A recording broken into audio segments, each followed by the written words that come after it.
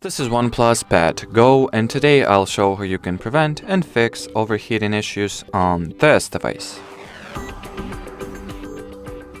So let's begin by learning how to prevent overheating from occurring, or at least reducing the chance of it happening, since it is way more effective to prevent an issue than to fix it once it had already, came up. So I recommend that you begin by launching settings, entering the battery category, and making sure that all battery charging optimizations are switched on, such as smart charging and stop charging at 80%, since the majority of, or actually just enable either of them. And I guess the better way to do it is to go for the smart charging, since it will automatically, learn your device usage and charging patterns and will adjust everything to cooperate with one another better in terms of battery efficiency and battery temperature.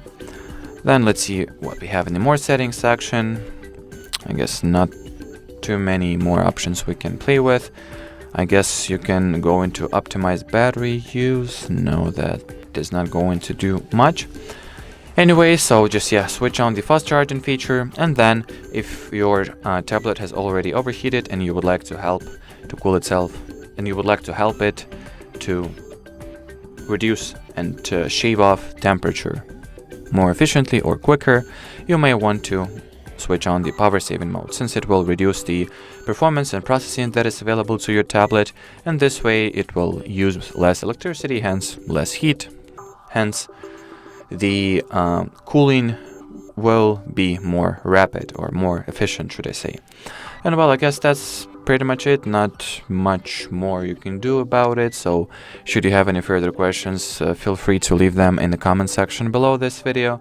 But as for now, thanks for watching and bye bye.